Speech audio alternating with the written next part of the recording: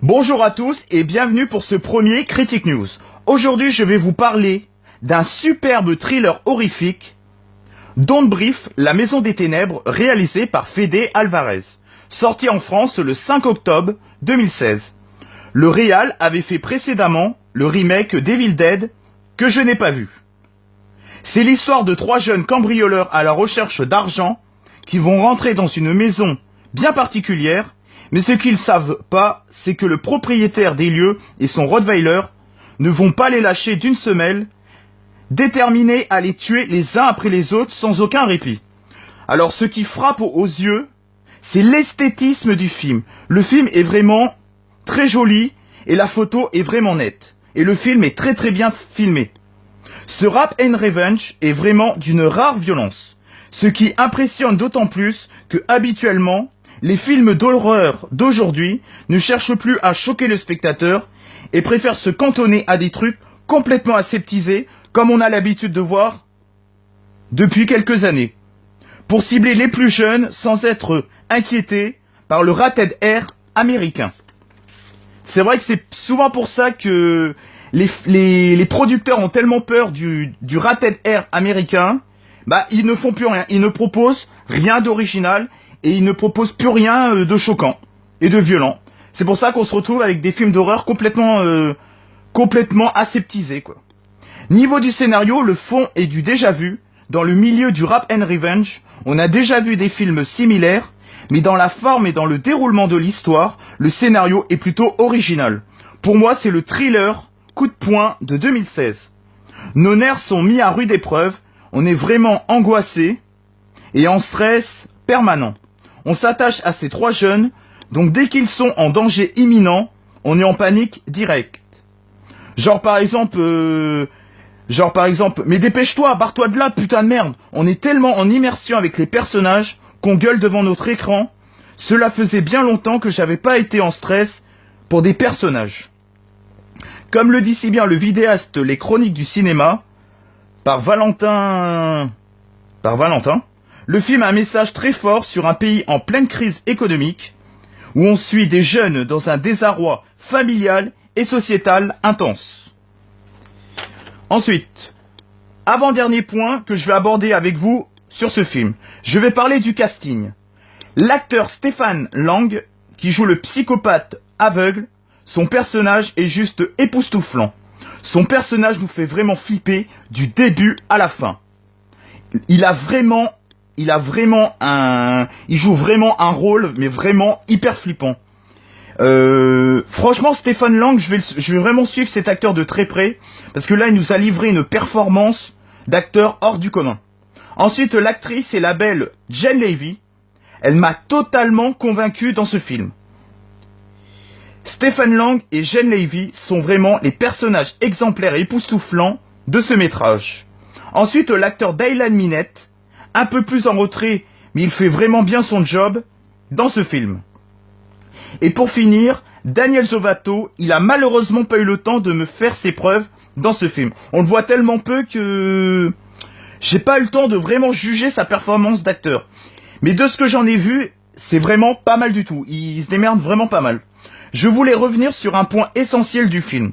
J'ai adoré le nombre incalculable de retournements de situation et de twists à la fin de ce film. La fin fait littéralement péter un câble. Et je finis sur les défauts qui n'en est pas vraiment un.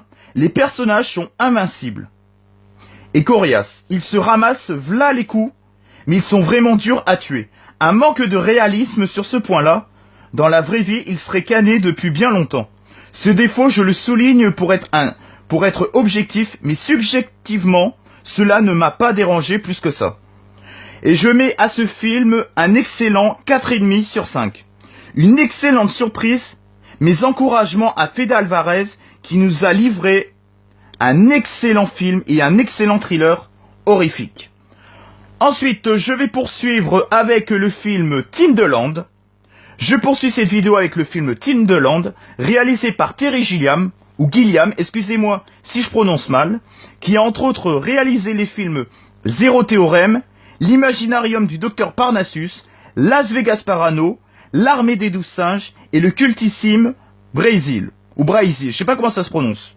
Il en a fait d'autres, mais il y a il a fait aussi les Monty Python. J'ai bien aimé Zéro Théorème et Las Vegas Parano. Les autres, je ne les ai pas vus, sauf l'Armée des 12 singes, que j'ai pas du tout accroché. Pour le synopsis, je mettrai en barre d'infos. Là, le réalisateur nous propose un drame onirique, unique en son genre. Un véritable objectif filmique non identifié. J'adore les films oniriques quand on rentre dans l'imagination débordante d'un ou d'une enfant, pour cacher une terrible réalité au même titre que le labyrinthe de Pan, l'Odyssée de Pi, ou plus légèrement, comme l'île de Nîmes. Sauf que dans Tindeland, le niveau malsain a jamais été aussi présent dans un film de ce genre. Surtout raconté par un enfant. Sur ce point-là, Tindeland surpasse le labyrinthe de Pan. Le film a un univers glauque très riche, qui mène le spectateur dans un univers totalement glauque et malsain, qui peut rebuter bon nombre de spectateurs. Le film n'a pas fait l'unanimité auprès des gens, mais ce qui est sûr, c'est que Terry Gilliam aime les films space et choque en apportant quelque chose de très brut et frontal, avec quand même un peu d'espoir et de couleur dans un univers ultra malsain et glauque. Le film aborde beaucoup de thématiques comme la drogue, la pédophilie, le handicap, la maltraitance, la nécrophilie et la religion. Et j'en passe. Le réalisateur, aborde tout ça d'une main de fer. Il a vraiment des scènes très poignantes, rarement vues dans ce type de film. On avait pu le voir ça dans le labyrinthe de Pan, mais là je crois qu'au niveau du malsain, Tindeland le surpasse amplement. Niveau esthétisme du film, le film et les décors sont très beaux. C'est vraiment très très bien réalisé. Ce film est un conte de fées pour adultes, imaginé par un enfant, ou par une enfant, puisque c'est une petite fille.